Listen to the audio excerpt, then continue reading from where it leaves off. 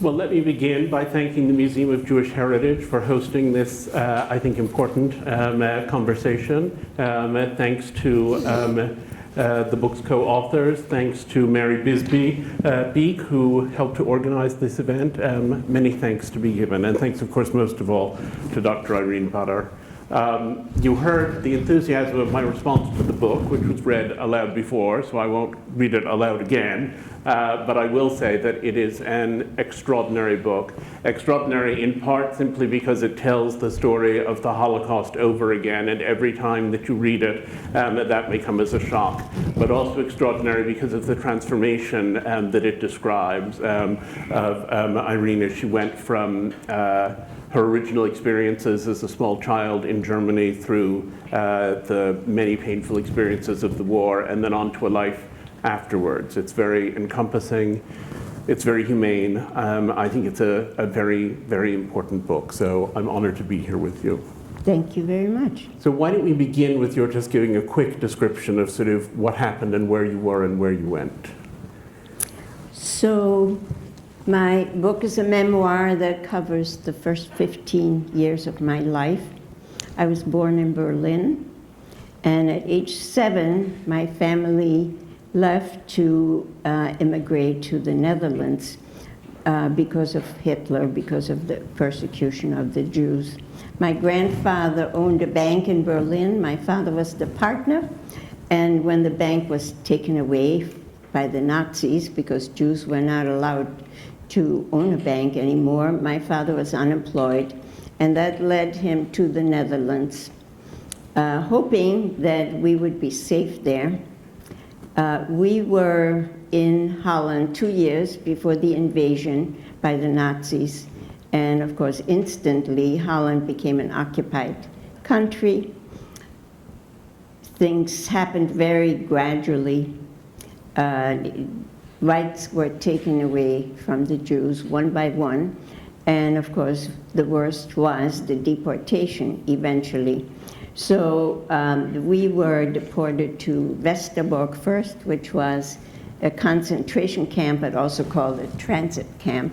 And after 8 months, we were sent to Bergen-Belsen. And after Bergen-Belsen, we had the incredible fortune of being included in a prisoner exchange between Germany and America.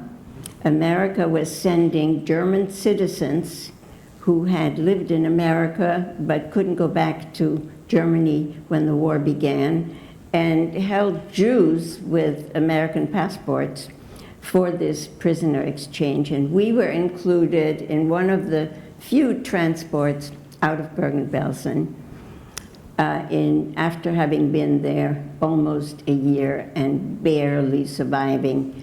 Then sadly, my father died on the train, the second night on the train. And when we arrived in Switzerland, my mother and my brother were so ill that they had to be hospitalized immediately.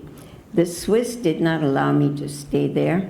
So I was sent to a displaced persons camp, a refugee camp in Algiers, North Africa. And it took 1 year before I was able to come to America. We had family who provided affidavits. Eventually, we got visas. And it took 6 more months for my mother and brother to come to America. So altogether, I was separated for 18 months from my mother and brother, 4 days after I'd lost my father. So that's the outline of the story. Sometimes people ask me, why did you wait so long to write this book? And some of it has to do with just being very busy, raising a family, elderly parents, a career. And so after retirement, I began to consider this. And I must say, I'm really glad that I waited so long, because I think the book is far more relevant today than it would have been 10 or 20 years ago had I had the time to write it. Talk a little bit about your parents and your family and the experience that you had in being with them. I think it was unusual for a whole family to remain intact through 2 different camps and for that length of time. Do you think you would have been able to make it without having been all together in that way? I have serious doubts because when I came to Bergen-Belsen, I was 13 years old. I think if it hadn't been for my family, I wouldn't have survived very long.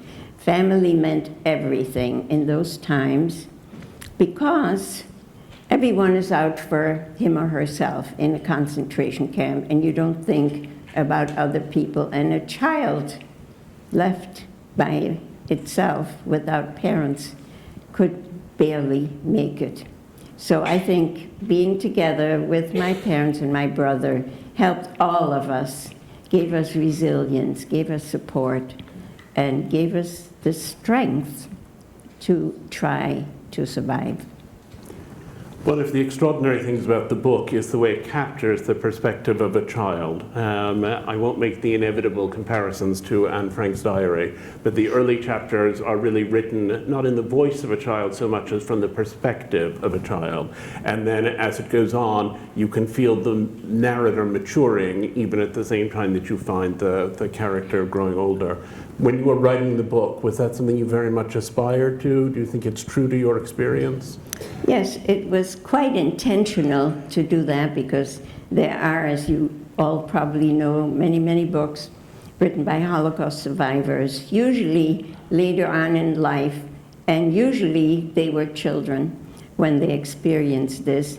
But most of the books I've written as an adult tells the story, not from the point of view of the child. What did the child hear? What did the child see?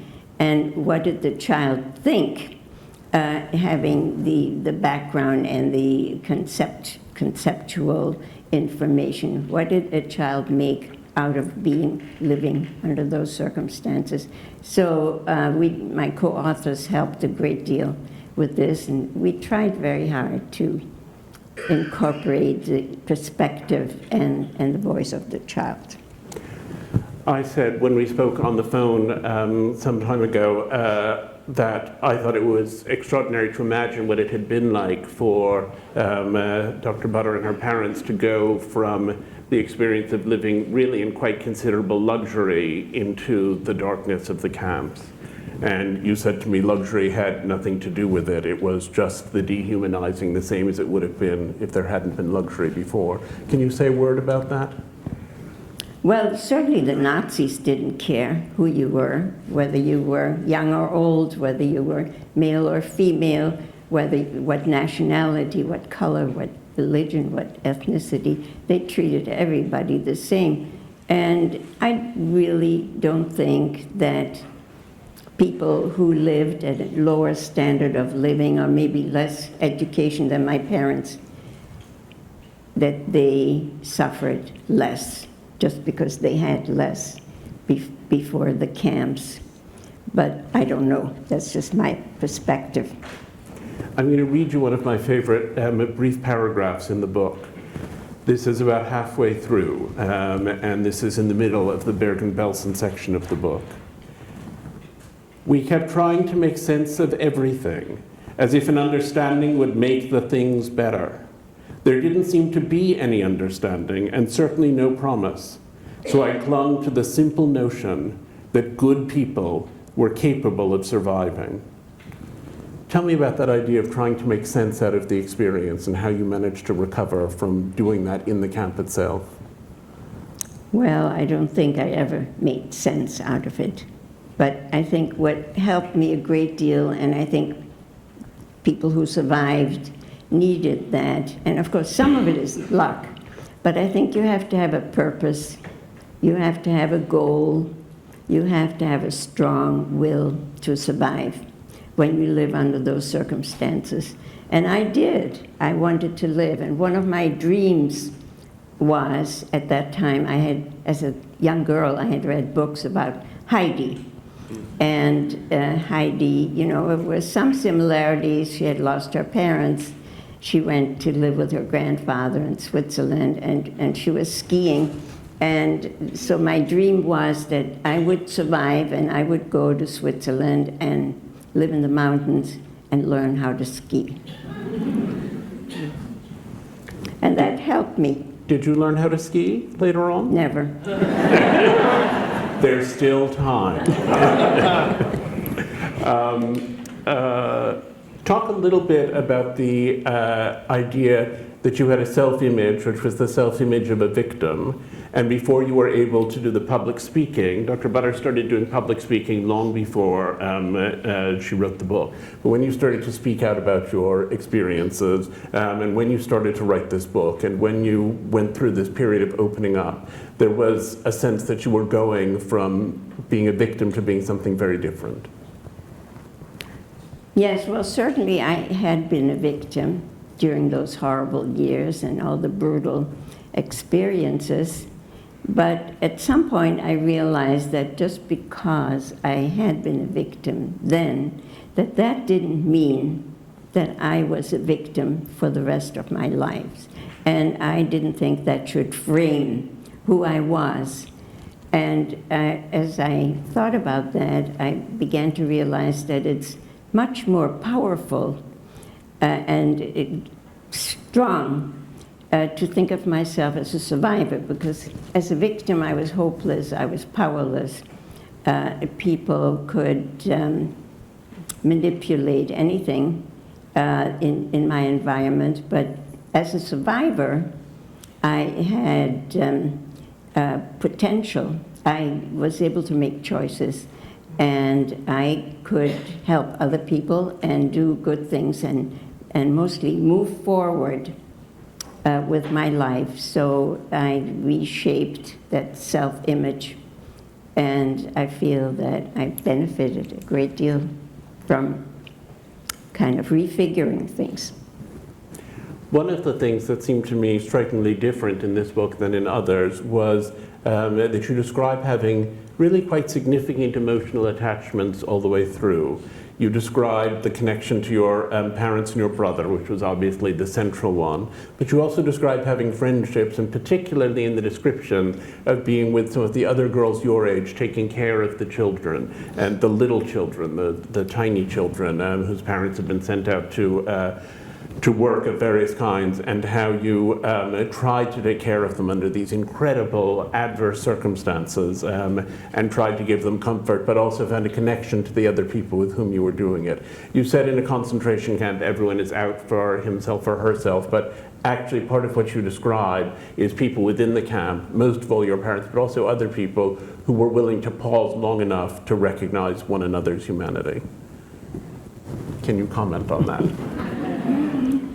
Yes, well, of course, the children had to bring out humanity of those taking care of them, because they were so pitiful, they were so hungry, often they were sick, and they were totally listless and passive. They just weren't like children anymore. And so it became very important to try to comfort them, and maybe introduce some humor or song, and maybe get them to smile if it was only for a second. I mean, we didn't have food to give them, we didn't have clothing, we didn't have toys. The only thing we could really give them was love, and I think that was really important. And also, as the health of our parents deteriorated, there was a role reversal. They could no longer take care of my brother and me. And so it became our duty to take care of them, because we had more strength, more resilience than they did. And so that's another reason, it was another reason for me to fight for survival, because I was taking care of my parents. So I had to survive just for that reason. And taking care of other people does give one a feeling of a feeling of gratification, and gives meaning to your life, even under these terrible circumstances. If you can help someone, take care of someone just a little bit, that might make the day. There was a sociologist who once said, we not only take care of our children because we love them, but also love them because we take care of them. And that's a very powerful process. Tell me about how that shift took place. Your parents were, I mean, your father seems to have been an extraordinary man, doing absolutely everything he possibly could to save his family. And then as you began to take care of them, were they able to receive that care? Was that a ready reversal or a very difficult one?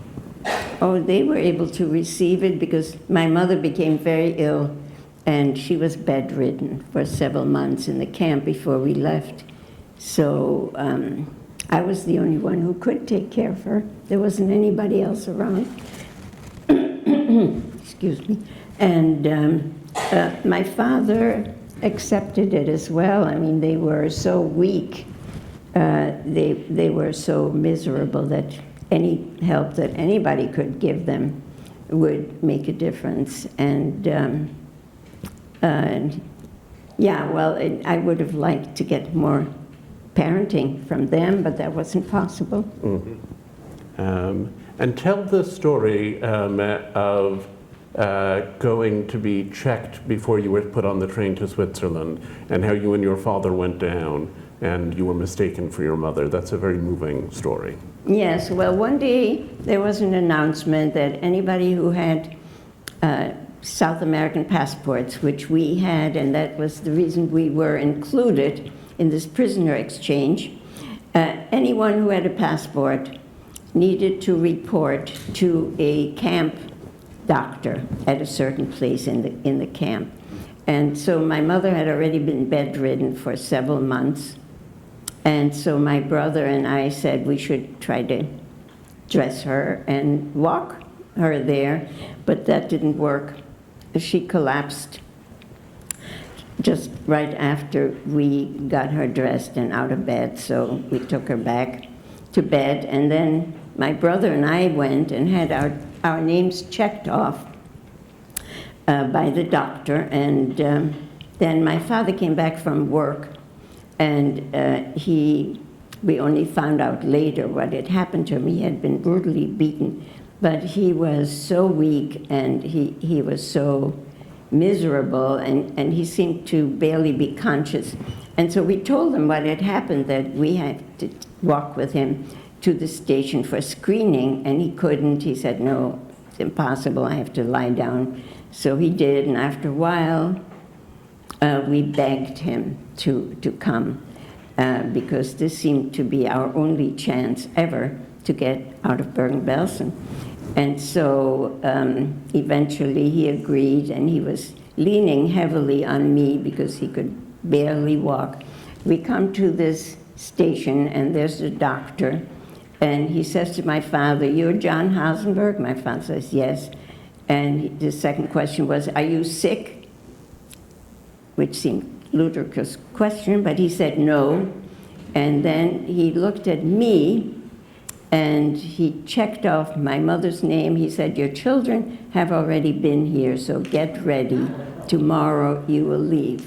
Now, whether a 14-year-old girl looked like a 45-year-old woman, nobody knows.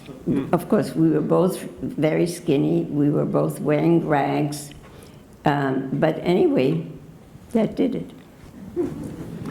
Talk about the pink blanket.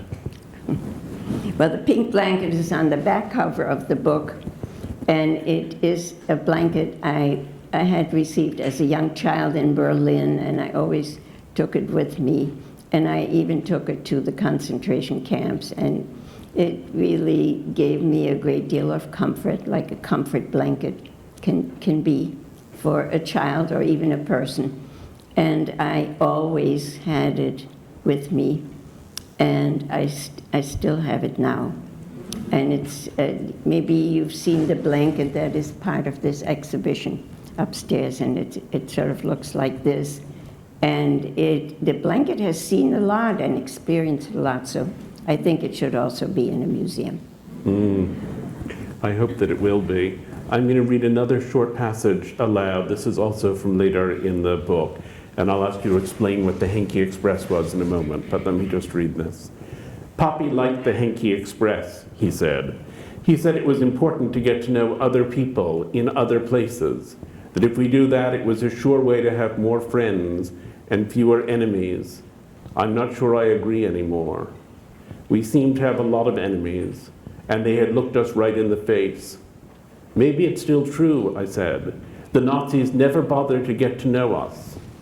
They hated everything they saw. I don't think they really saw us at all. Tell me about that. What was it like to be unseen in that way? Well, it makes you feel like a non-entity, like not being human, not being recognized as a person.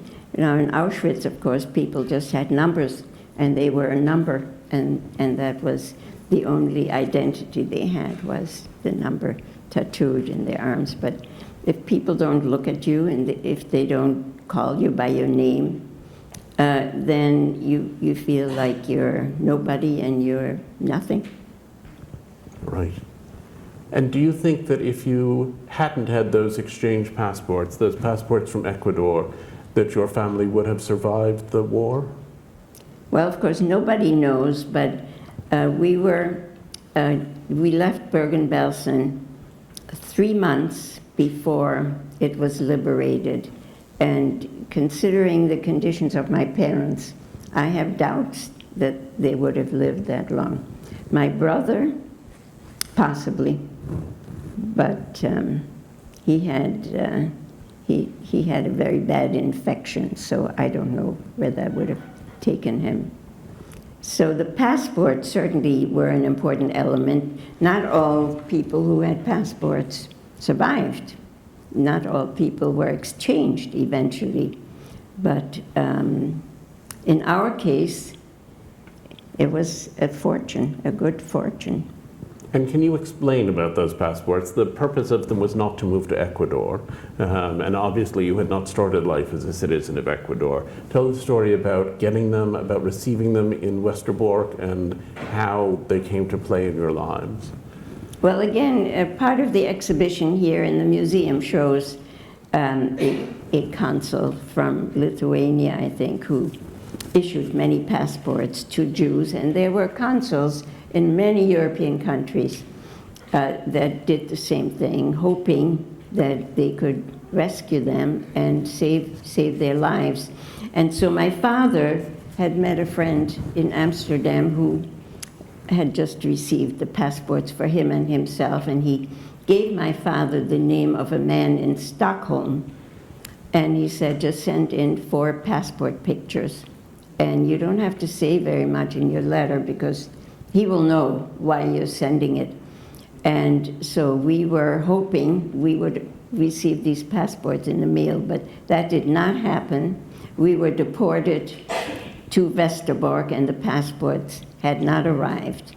But about 2 or 3 months later, they arrived in the camp, and that was in itself a miracle, because passports had been sent to our home address in Amsterdam, and we never got any mail forwarded from our home address. And one day, the passports came. So probably had something to do with the fact that Germans the Nazis had a policy called Austausch, which means exchange, where they were eager to have a reserve of Jews with passports that they could use to get German citizens who were in foreign countries when the war began and they couldn't come back to Germany, and they wanted to have their Germans back to help win the war. So when the passports arrived in Westerbork, we were no longer at risk of being deported to Auschwitz. And there was a train every single week leaving Westerbork for Auschwitz. So then we became exchange Jews. We were a special category. And a few months later, we were sent to Bergen-Belsen, and what they told us is that we would, Bergen-Belsen is an exchange camp, And it's better than Westerbork, which was a total misstatement.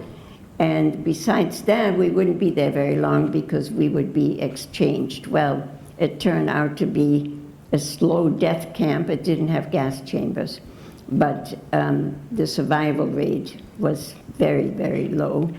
And we were there almost a year before the exchange actually took place. And I only know of one other group that ever left Bergen-Belsen, and they went to Palestine. And there were about 200 people who were sent to Palestine. They actually did get there. And other than that, we were the second group, and I don't think there ever was another group of people, even though there were several thousand Jews with passports in Bergen-Belsen. I'm going to read one more passage, also very brief. My promise to myself, this is after you had seen a body. My promise to myself was not to tell Muti or Poppy what I'd seen. They had enough to worry about, and I had to start acting like a big girl. I heard other people talk about the dead body. It turned out to be a man, and they didn't seem upset. But I couldn't help myself when Muti asked if I was okay. Muti listened to me when she got back. She only said she was sorry. I was glad we were sleeping together. So that's a lovely description, I think, of the comfort that you were able to get from your mother, even at that point when she was not very well, in talking about what had happened. How did your relationship to death and to dead bodies and to what was going on in that regard shift and change? Well, when you see so much death day after day, week after week, I hate to admit this, but it becomes a normal sight to see a dead body. But that was the first time, and it affected me very deeply. And I think that somehow that sight stayed with me always, that first experience of seeing a dead body. I've never forgotten. And describe what it was like when you got to Algeria, and indeed on the way to Algeria. There's a wonderful description of people finishing lunch. Was it lunch? Perhaps it was lunch. And there was a lot of leftover food. They were hamburgers and things. And the cook just threw them overboard because they'd finished that meal and he would make another meal. And your response to seeing all that meat that, as you say, could have saved your father and could have saved hundreds of lives in the camps, sort of thrown that way out to the fish. Well, it was the first time I'd seen a hamburger in years, and so I ate too many. And I was very uncomfortable, so I went on the deck and just lied down on the ground there, because that's all I could do. I couldn't sit up. And then this man came out of the kitchen with this huge bucket of hamburgers, and I heard them splash into the sea, and it was such an incredible shock, after have been starved and just longing for food day and night and never be satisfied to see that happen. And I think maybe it was that experience that even to this day, I'm not able to waste food. Very important. I'm going to read something else for a moment. I am 12 years old. We were taken into custody on or about the evening of May 20th. The officers had us take off and give them our shoelaces, belts, and valuables. We were then transported to a detention center. There were many children there, about 200 or 300. The lights were on all the time, including all night. We weren't given milk, fruit, or vegetables. I was not allowed to bathe while I was there. I was taken to a second detention center. Here I was also not allowed to bathe. It was very cold. I got sick because it was so cold. I had a fever, a headache, a throat ache, and aches all around my body. I told the guards I was sick. I was sick for a total of 5 days. No one took me to a separate place for sick kids. The guards were mean and scary. They yelled at us. One day, the guards demanded to know who had food. "Whoever has food will go to prison," they yelled. They found one kid who was about 15 years old who had bread. The officials handcuffed his wrists. I was very shocked and scared. It is very sad here. I'm hungry all the time. I'm so hungry that I've woken up in the middle of the night with hunger. Sometimes I wake up from hunger at 4 a.m., sometimes at other hours. I'm too scared to ask the officials here for any more food. I saw a child ask for more food once, and the guard told him, "No, you've had your ration." I wish I could say that was from this book, but that's actually testimony from one of the children in a border camp near the Texas border, and it was given in May of this year. Tell me how you respond to what's going on in the country now. I find it devastating that almost 75 years after the Holocaust, we should see these practices of separating children from their families and treating them in such abominable, inhumane conditions. Little children, little older children, without clothing, without food, without medical care, without fresh air. It's incomprehensible to me that this should happen at this time, and especially in our country, America. It demonstrates that we have not learned, and that if we don't learn, then history will repeat itself.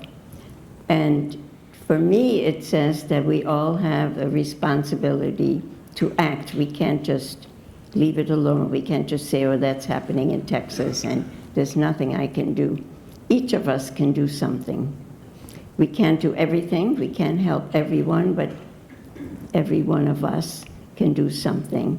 And I think it's extremely important. There have been witnesses, there have been people who have been sitting at those camps for days and for weeks, and some of them have been closed as a result of that.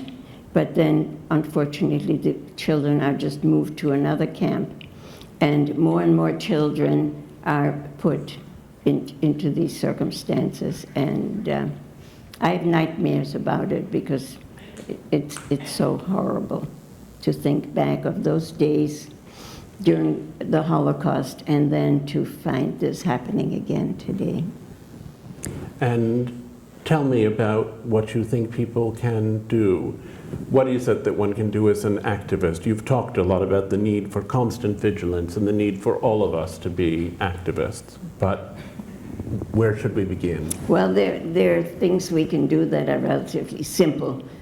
Sign petitions, call our senators and legislators, go and protest. Now, of course, not everybody can go and protest, but some of my friends, they go to these camps, they witness, they write letters, but they also produce records by being there for days and for weeks and recording everything they see, the trucks that go in and the people that come out, and sometimes they are kind to the guards and give them water or hamburgers to eat because they have hard jobs, and maybe that'll make the guards kinder.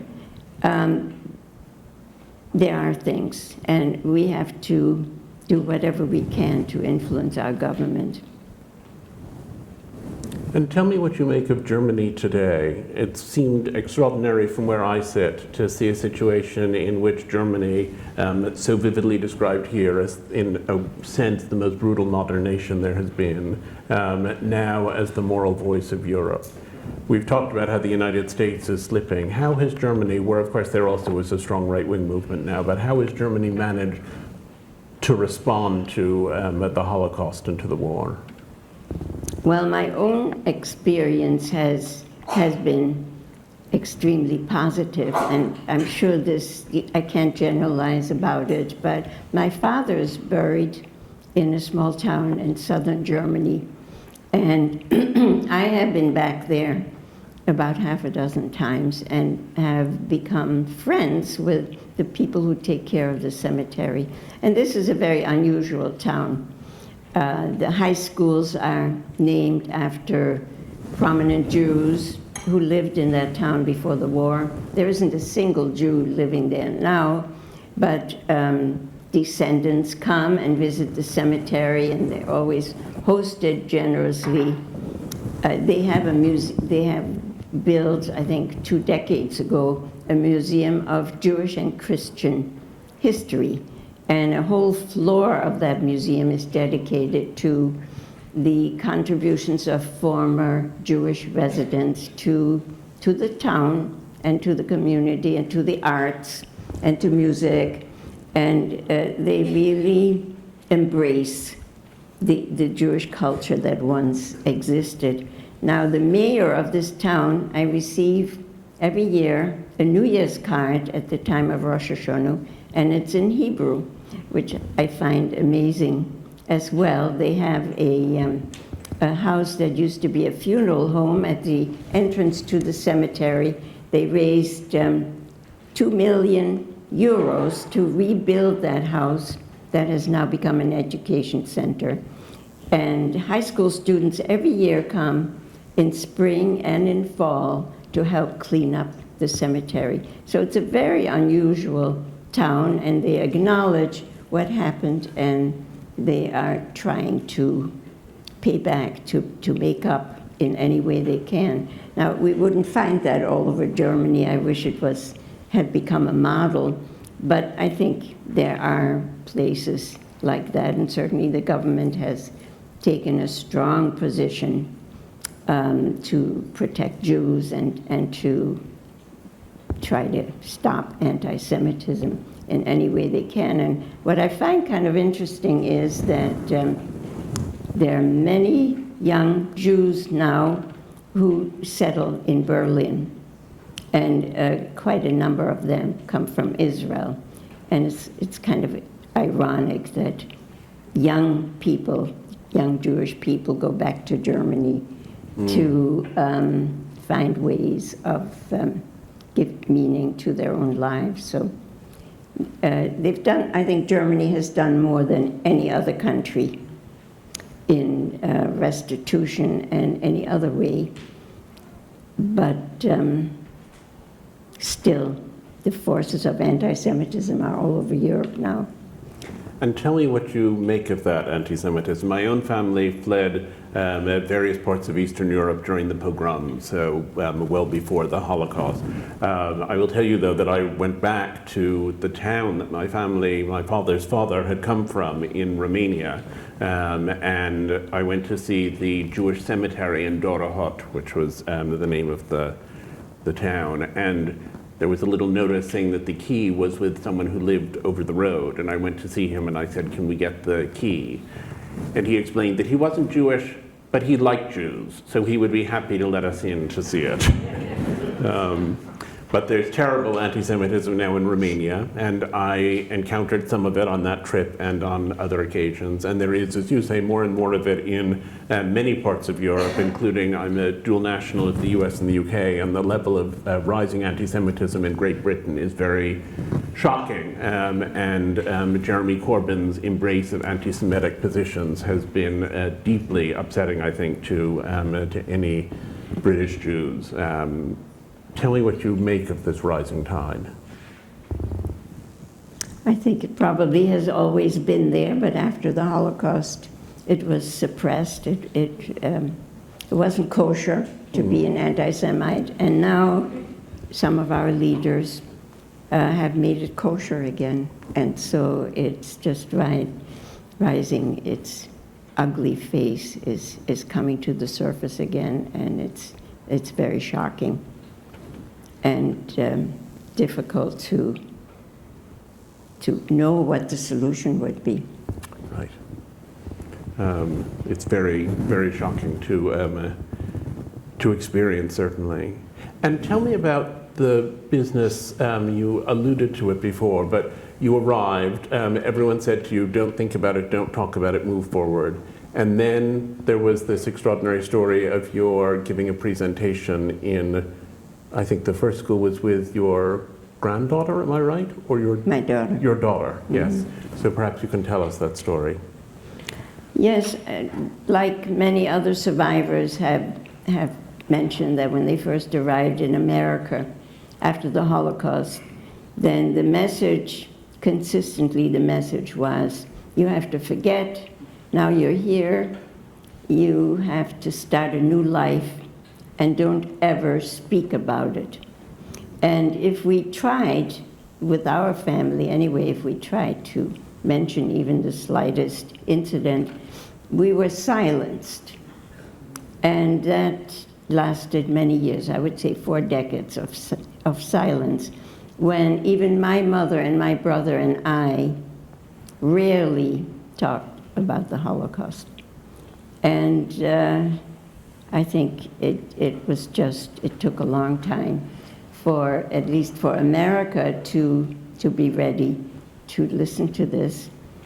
I didn't talk to my children very much, but once they reached an age where they heard about it and asked questions, I certainly did that. And one day my daughter, when she was in middle school, she took a course in public speaking, and at the end of the course, she was to give, every student had to give a 1-hour talk to the class, and the topic she chose was anti-Semitism, Hitler's conquest of Europe, and the concentration camps, all in 1 hour.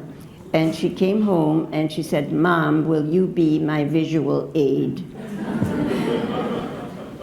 Well, I was petrified at the idea of talking about my own experiences in front of a class, but it was my daughter. I couldn't turn her down, and that broke the ice in some way.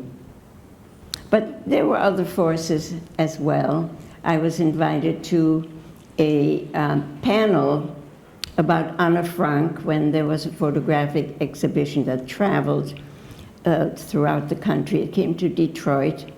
And as I was thinking about this panel, it dawned on me that Anne Frank and 6 million others, they will never tell their stories because their voices had been silenced for good. And so since I had survived, since I had that privilege of survival, then it was my duty to tell the stories. And then one day I heard Elie Wiesel speak, and he said, if you were in the camps, if you smelled the air and you heard the silence of the dead, then it's your responsibility to provide testimony, to tell the stories, and to be a witness. And that made a very, very deep impression on me, and that's when I started talking in schools. It's about 35 years ago, and I'm still doing this. And what did your brother make of your speaking out? Has he also spoken out about his experience? It took him a lot longer, but it was harder for him. Why do you think? I think men have a harder time. I think that's likely true, but speaking on their behalf. And tell me what it's been like to have the book out. Do you feel a sense of relief to have done it? Do you have a sense of accomplishment? Does it resolve anything for you? It is a sense of relief that it's all there now. And primarily since I know that I won't be able to go to schools forever, and so then there will be the book, and it can be used by teachers in schools, and my story will have this perpetuity, I hope. Oh, good. Well, I think it will have perpetuity, and I think that it does make a vast difference, and I hope that it achieves real and meaningful circulation here and abroad. As I've said, I've read a number of Holocaust memoirs, and this one provides insights and perspectives and ideas that are different, and in part provides them because of that description of what we talked about earlier, the description of how the love within your family and with other people really was able to keep you going through those experiences. I frequently feel overwhelmed by ordinary life in New York, so it was very humbling to read all of that. We're ready to open up to questions, so from all of you. So I hope someone will be the first question asker. It always takes some doing. Yes, just here in the front. I'll bring a microphone to anybody else. Oh, right.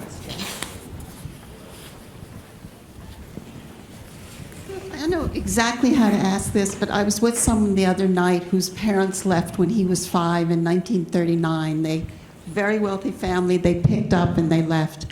What makes so few people not leave and wait to see what happens? Is the fact that they take away the things one by one and you can deal with it and you feel that you deal with it, so you're going to stay? I mean, what makes some people leave and so many just stay and watch? I don't know if that's answerable, but I've been wrestling with that for a long time. It's a difficult question. I think it has to do with flexibility, being willing to take that step, which is a big step if you have a family and you are settled in a certain country and community and culture, and then to pick up and leave everything behind except your family. It's a huge step.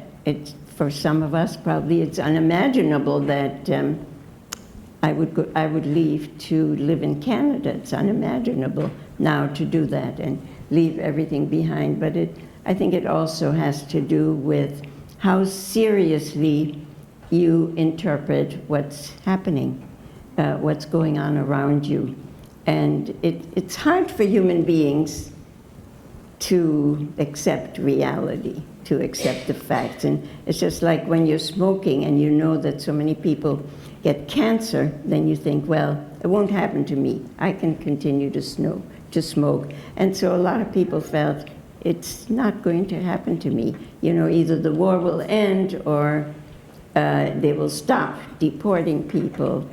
And you just start dreaming about other possibilities that in order to escape the reality.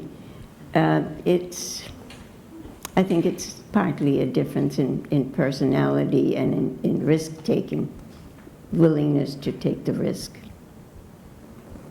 I remember having that same question as a child myself, and I remember being very little and asking my father why, if we had relatives who were still in Romania, why they hadn't left before the Holocaust. And I remember his saying they had nowhere to go. Your family was relatively advantaged and probably could have emigrated. But I remember I was quite little, and it was when I was first learning about the Holocaust, and I found it completely terrifying, that idea of not having anywhere to go. And I wrote a book recently that was a collection of my international reporting, and I opened with that anecdote and with that conversation with my father, who's here tonight, about that experience, and about the fear of it. Next question, and wait a moment for the microphone, which will come to you. Yes, there by the aisle. Hi, Andrew, Kathy, and Kathy Gay, and thank you both for a very, very interesting hour. I'm just curious about, are you religious, and did that have any impact on how you behaved and how you feel, and are you still, or have you never been? What's your relationship to Judaism?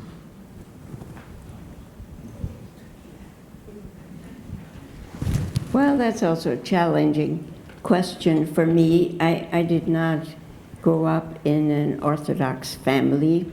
My family, extended family, they were all Jewish. We celebrated Jewish holidays, but we were not Orthodox. It was not the focus of our lives. And then when the Holocaust came about, you know, we couldn't even, my brother and I couldn't even go to religious school because that wasn't allowed anymore. My brother once said that for him, God died in Auschwitz, and he never went to a synagogue.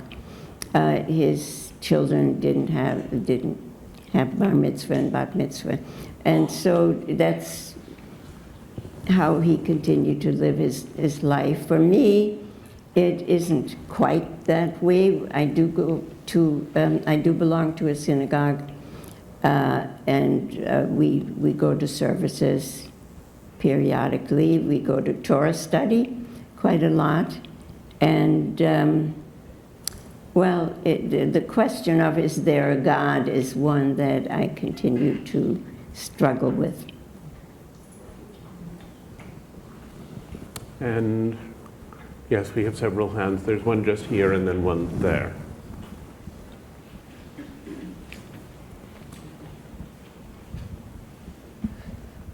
Thank you again for sharing your story with us and enlightening it, comparing it to what's today. Question, your mom was very ill, and how did she wind up surviving? Because most people didn't. And then the second is, how do you have that beautiful photograph? I didn't quite understand. The first question was about how your mother survived, and the second question, I think, was how the photograph that's on the cover of the book survived. Well, my mother was dying when we arrived in Switzerland, but she got very good medical care.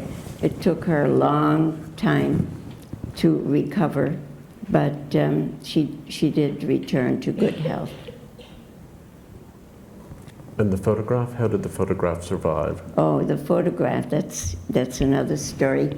We had a neighbor who was a photographer in Amsterdam, and she offered to keep our photographs when we got deported. But, you know, Dutch people were not allowed to keep anything from Jews or for Jews, and it was punishable by being sent to a concentration camp. But she said, if the Nazis come, I'm a photographer, so how could they question that I have a lot of pictures? And so she kept them, and then she gave them back to us after the war, and I feel extremely fortunate to have all those pictures, and in that way know things about my family's history that otherwise I would never have known. And where was this taken? And This is how old were you in there? Holland, in a resort, a sea resort, a famous place with beautiful beach, Zandvoort. And there was a question just here. There we are. Well, about the photo, it was just a small black and white photo, but my co-writer and friend, John Bidwell, he made it beautiful. Thank you for spending your evening with us. I was wondering if over the decades you ever had the opportunity, either by plan or chance, to reunite with any of the peers that you encountered in the different places you were sent. Yes, I did, with some of them anyway, because primarily the ones that were on the same journey, you know, from Amsterdam to Westerbork to Bergen-Belsen, and then to Algiers, because in Algiers we had a lot more time to spend together and to recover from everything and to form friendships. And some of those friends ended up in New York City, like I did. And for a while, I would say probably for a good part of a year, they were our only friends, and we would see each other frequently. But then people moved in different directions, and often we lost contact, but then later on in life, reconnected and continued the friendship. And now, of that group of people, I'm the only one who's still alive, but I take pleasure in being connected with their children, if there are children still alive. And so that's the continuity that still exists. and remembering that before social media, keeping in touch required rather more effort than it seems to today. There was another question, I think, just behind you. Yes. Can you just pass the microphone there?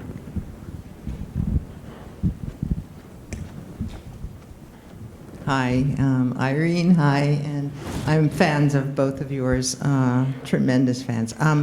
My question to Irene is how you and your brother and your mom actually avoided or dealt with the trauma after coming to this country, and dealt with any kind of post-traumatic stress.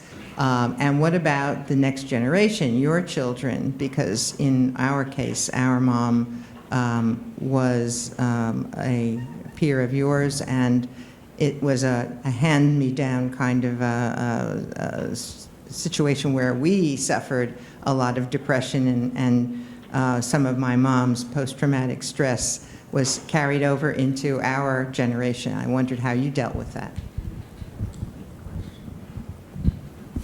Yeah. Well, I agree with you that there is a lot of intergenerational trauma, and I'm embarrassed to say that I'm not a depressed person, and I have not suffered from depression, but my children have, and maybe even my grandchildren. So there is some kind of transference, and I don't think it's well understood, although there's a lot more attention paid to it now, and even some research. And so I think it's a very serious problem for the survivors to see the trauma being carried on by successive generations. There's some relatively recent work that I think is pertinent to your question. Lab mice were exposed to a certain odor and given an electric shock each time that odor came in their direction. And they eventually learned to jump and to become very tense whenever the odor came their way. The interesting part of the experiment was that they then bred those mice, and the next generation of mice had the aversive reaction, even though they had never experienced the electric shock. I think it goes on and on. There is a question just on the aisle toward the back. And we have a question all the way in the back after that. Okay.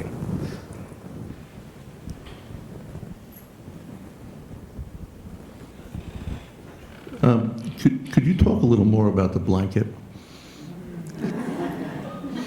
It followed you in many places, and how were you able to keep it all those years? It's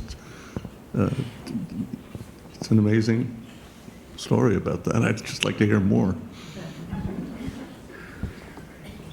I don't understand. The question is, how did you manage to keep the blanket through all those years?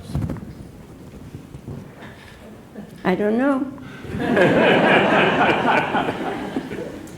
I just still have it.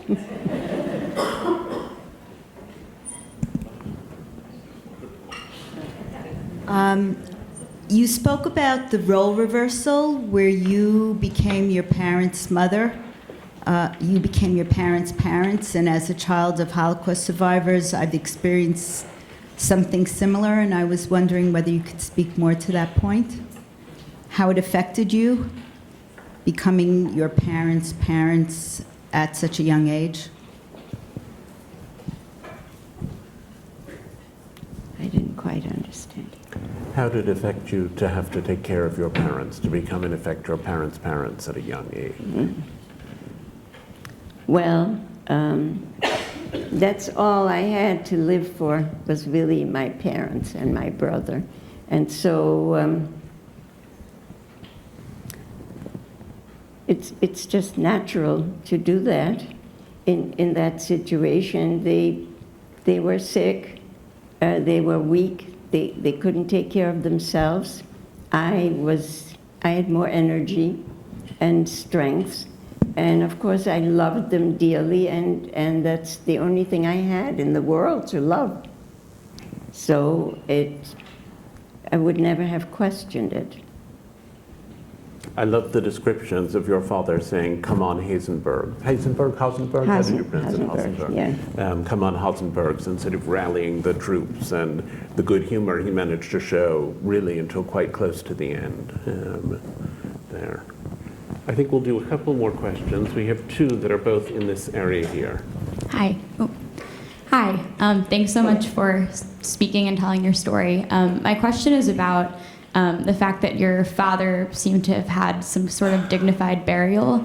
And maybe I misunderstood that part, but you said that he was in a cemetery, and it's specifically in an area where it seems like they cared a lot for that cemetery. And something very characteristic of the Holocaust is the lack of dignified burials. So I'm just kind of curious about how he was able to get a dignified burial, or if you could just clarify that point. How your father was able to have a dignified burial in a graveyard where you were able to visit him, unlike so many victims of the Holocaust. Well, that's always how we felt, that even though he died just barely out of the concentration camp and so close to freedom, the other side of that was that he was buried in a cemetery, in a grave, in a human way, rather than to end up in a pit or in a trench where many dead bodies were thrown and buried. And to me, that means a great deal, that I've been able to go there. And I've gone with my children and with my grandchildren. And they will always have, as long as the cemetery is there, they will always have a place to go to visit ancestors. And the fact that the town has been so welcoming and is so devoted to this cemetery and taking good care of it. I mean, at first time I ever went there, it was totally overgrown, and it took a long time to find my father's grave because I knew there was a gravestone, and now it's just beautiful. They built a wall around it. It's kept up, and they're wonderful people taking care of it. So it's a source of gratification that it happened that way. Actually, when his remains were taken off the train, it was another town, and he was buried in a Christian cemetery. But then after the war ended, his remains were transferred to a nearby town that had a Jewish cemetery. And he and two other men died on the train, and they're buried right next to each other. And it's meant a great deal that was possible. Yes, we have, yes.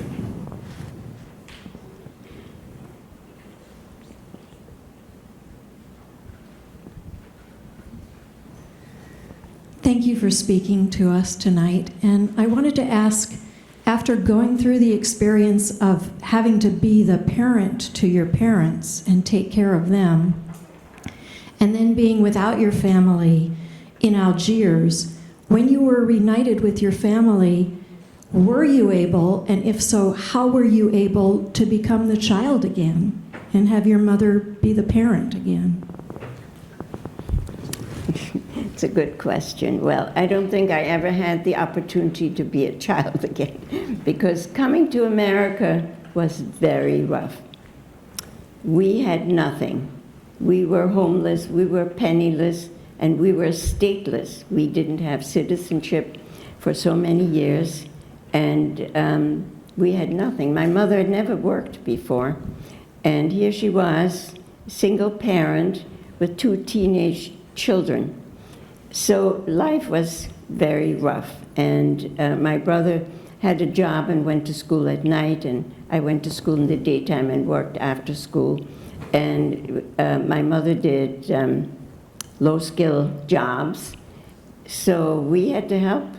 We had to help pay the bills and contribute to the family. So I don't think I ever became a child again. We'll do one last question. There's someone in the back. Okay, someone in the back and someone in the front. Thanks so much for being here. You said that, for a while after the war, there weren't very many books or representations of the Holocaust, but eventually there were a lot of histories and narratives, television shows, films. You didn't need, obviously, to see them or read them to know the history. Did you? And if so, what do you think of their accuracy, or how they told the stories? And are there ones that you remembered? Did you see any of the representations of the Holocaust? Did you read the books? Did you see the movies in those first years when you came? I don't recall in the first few years, but let's say maybe in the 50s, yes, there were films and there were books. And at some point, my daughter was of the age that she was reading books, and she found the books about the Holocaust, even if I didn't, and brought them home and wanted to talk about them. But I didn't spend a lot of time covering that literature until considerably later. And some of the films, there's some excellent films about the Holocaust, and there's some that are very Hollywoodish and it didn't particularly interest me. But the films, Lanzmann films, the Shoah, and a more recent film called The Son of Saul, in a Hungarian film. There's some excellent films, and they're excellent books. And I have read a good many of them, especially when I was writing my book. Okay, a last question here, and then Dr. Butter will be signing books, and so apparently will I, and I'm sure that she'll be very happy to answer questions during a book signing, but please. In the beginning, you mentioned your father and his father, your grandfather, having the bank. What happened to the rest of your extended family, and how difficult was it for your father to say, we're going to leave and leave his father behind? Well, the bank that my grandfather owned was my mother's father, and then my father became a partner in the bank. But in terms of my grandparents, my mother's parents, were killed, died in Theresienstadt. They were deported early in the 40s from Berlin, and so I never saw them again. My father's family had 8 siblings, and he is the only one that did not survive. His parents died of natural causes before the Holocaust, but most of his siblings emigrated. Some of them to South America, some to the United States, some to Belgium, to England, and he's the only one that didn't survive. My mother had only one sister, and she and her husband were murdered in Sobibor, and many other relatives as well. So there wasn't a whole lot of family left after the war. I feel we could all continue this conversation for many hours, but I was given strict instructions not to do that. So before it gets too long, I think we'll stop there. But so many thanks to you for your generosity in sharing your story in the book and in this conversation tonight. Thank you so much.